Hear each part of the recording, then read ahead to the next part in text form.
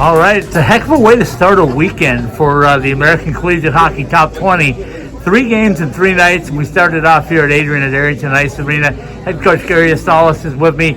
Coach, I told you on the way over here, I said you probably got some more things you want to work on, but pretty impressive. 2 shorthanded goals, I think 3 even strength, a shutout, outshot them in a goal differential or a shot differential crazily. Your thoughts?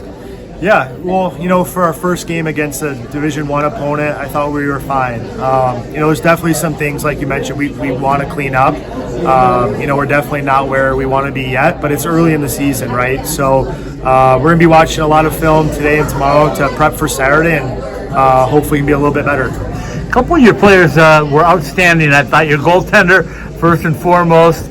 I saw 2 unbelievable goals. One that was going down on the ice after a great individual effort, and the second one was a nice short-handed goal right underneath the crossbar. Your thoughts on those 3 players? Yeah, Deco played excellent in goal. I felt like he was tested in spurts. There was that delayed penalty in the second period where they had possession for like 30 seconds, I believe, and I think he made 5 or 6 in a row there. So he's been our backbone. He's been our guy since he was a freshman, and we're very fortunate to have him. And the Kill had 2 goals today, but probably more importantly, they were 100%. So I was really proud of their effort. Blocked a lot of shots and competed for loose pucks, and all around I thought it was pretty good. So you get them tomorrow at their rink, correct? Saturday at their rink. Yep. What do you expect out of them? Because I thought they came up flying tonight, and they really had some opportunities that your goaltender stopped them on. Yeah, Carl's done a really good job. I mean, they're a newer team, and Carl's building them up really well, and they work hard and they compete. I think for us last year, what's in our mind is we won, with a significant margin last year, and we went to their barn and we just squeaked by a win with a 1-goal differential. So I know that's fresh in our guys' mind that we're going to have to compete and bring the same energy on the road, and I think that's the message to our group for sure. When I look at your roster and I look at the way you guys play, I love your style because when somebody takes late penalties like they did, 2 kind of stupid penalties, you guys almost made them pay at the end with just a few seconds left. Yeah, on the first one, we let those guys that drew the penalty. That was their third. That line. That was the 3rd penalty they drew. So we let them stay out, and then when the second one came as 5-on-3, we're like, all right, let's practice it and try and pot one late. But it was good. I was happy. The power play didn't produce one today, but there's a lot of good chances, couple posts, and we competed and we worked hard, and that's all we can really ask for. Well, I'll tell you, my first trip here to watch a game, totally thrilled. You guys have great hospitality. We loved every minute of it. Sitting up there with the rest of the fans in the restaurant, and it was just fantastic. So thanks for having us out.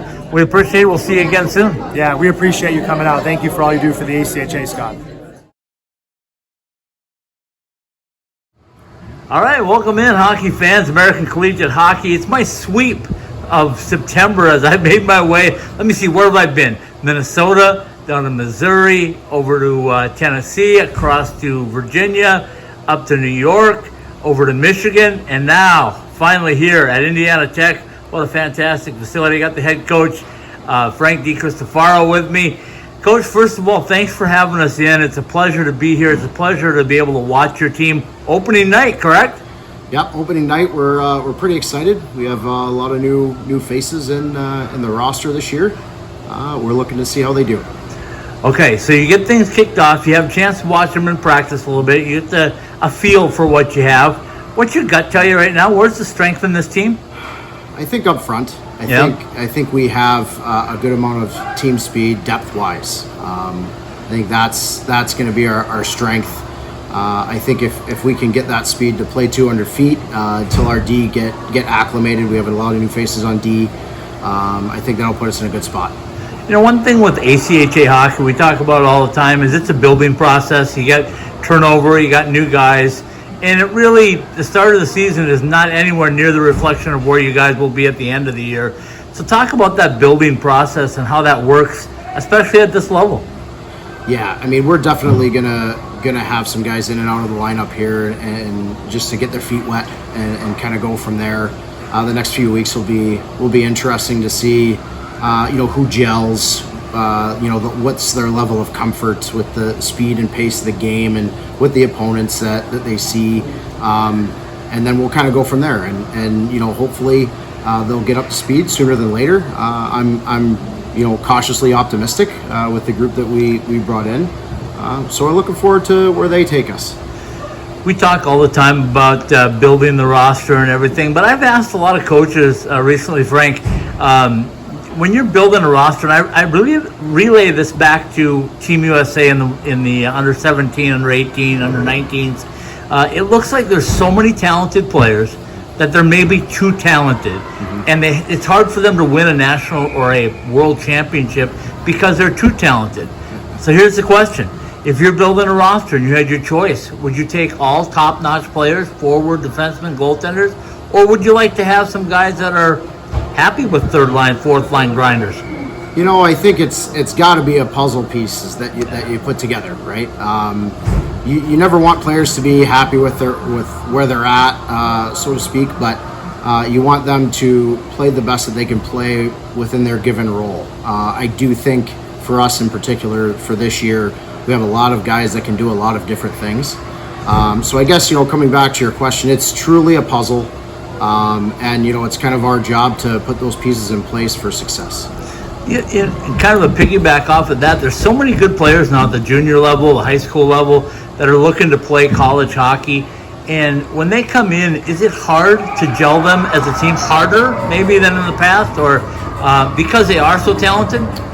I don't know that it's harder. It might be just a little bit more different, I guess, for lack of a better descriptor. I think that, everybody sees the highlight reels on TV and those types of goals and plays and things like that. And getting them to understand that there are, 4, 5, and 6 frames prior to that contributed to the goal or to that great play or whatever have you. So I think that's just, we use a lot of film. We go over practices. So hopefully, and again, they're smart. They're better and more talented than we ever were playing. Right. So I think that piece of it is very important. And I think that they're coming along quicker than maybe we did when we were their age.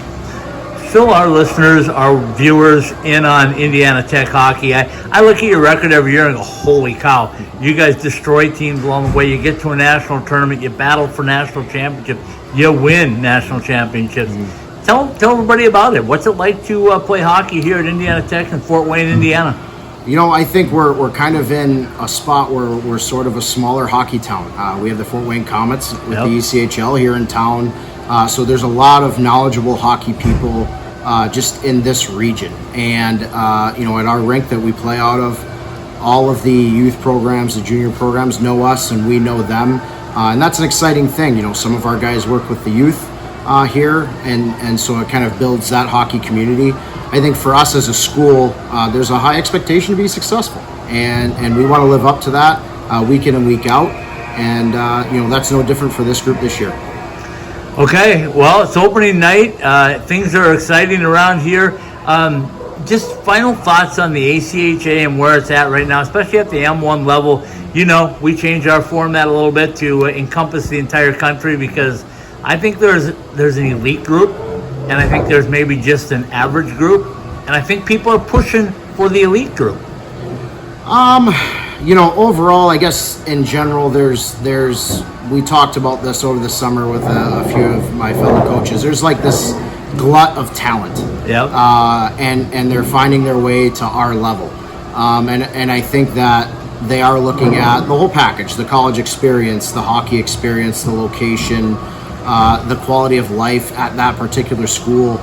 I'm not one to say that there's going to be an elite level and then the rest level. That's, not kind of where my stance is on it. It's more of who can offer the best, I guess, student athlete experience overall when it comes to college and hockey. Yep. Good stuff. Frank DiCristofaro, thanks for having me in. Looking forward to the game tonight. Good luck.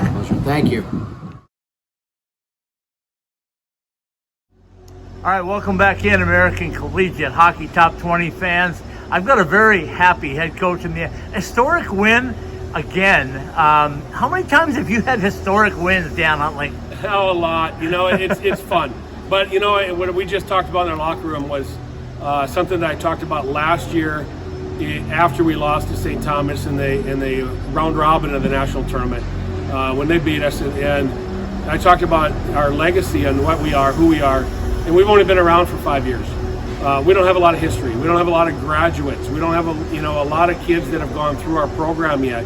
We don't have a long history like Minot's been around for 36 years, and Iowa State's been playing since the 70s, and Arizona's, and those schools have a long history of success and what they've been able to do and how they can recruit their kids. So tonight was a team that before yesterday we hadn't played them. Yep. And now we're into a conference, and we got some teams that we're going to play for the first time.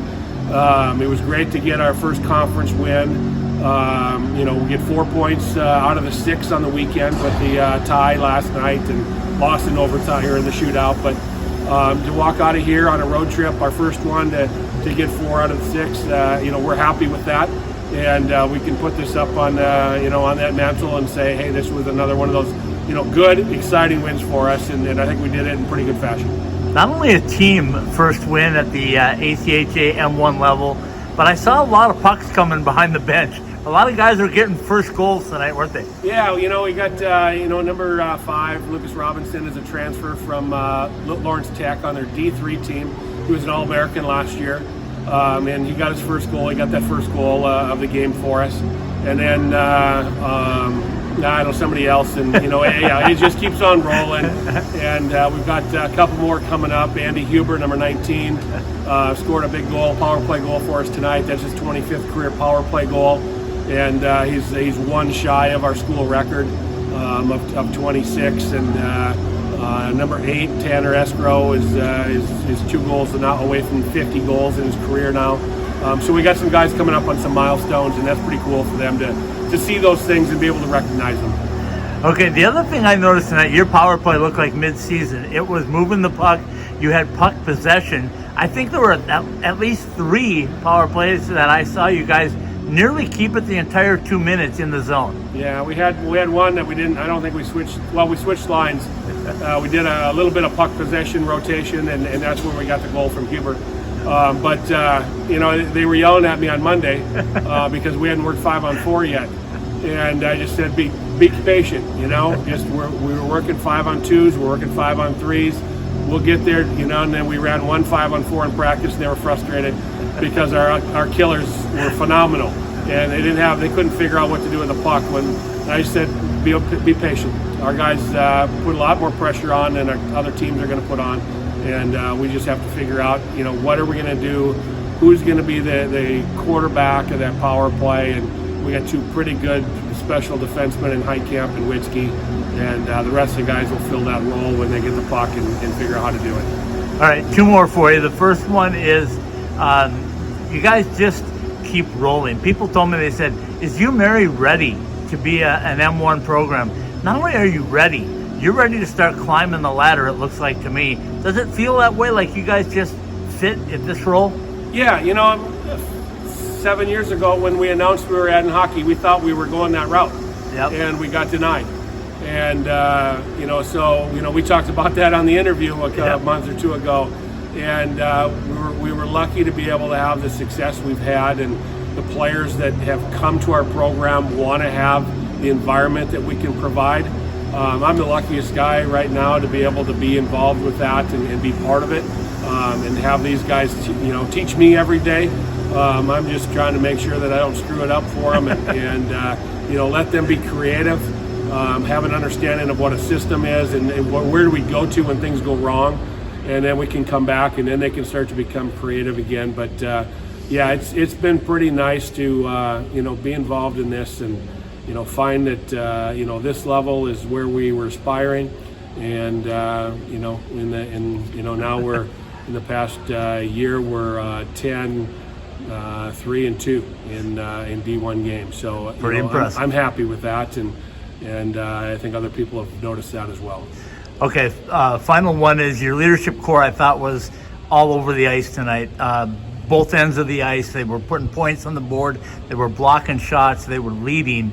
And your goaltender was exceptional. Yeah, Conan is, he's our number 2. And that's hard to believe some days that, what he does and how he performs. He's the guy that beat Minot last year. Yep. And he beat Jamestown in a 1-0 game the year before that. And so he's got the opportunity to do some special things, and he just happens to be behind a pretty special player as well. In Kyle Hayden, and that's had all kinds of accolades at the D2 level, and will continue to be a great goaltender for us this year as well. But those leaders are, they're going to be leaving us too. Yeah. And the only one that'll be back next year will be 4 in Height Camp, and we're lucky to get him in as a transfer. He's coming in from Waldorf, where his father is the coach, and he left his dad to come to play for us, and he's from Bismarck originally, and his dad used to work at Mary and in our admissions department, and so there's a connection for him to want to be here and be part of this and play with some of the guys that he grew up with, him and Nagurski and some of those guys that are from Bismarck and Huber. They played as youth kids, and so that connection is pretty special to have kids like that want to come back and want to be part of who we are. All right, Coach, it's a long way back to Bismarck. Enjoy it. Have some fun and drive home safely, okay? Great.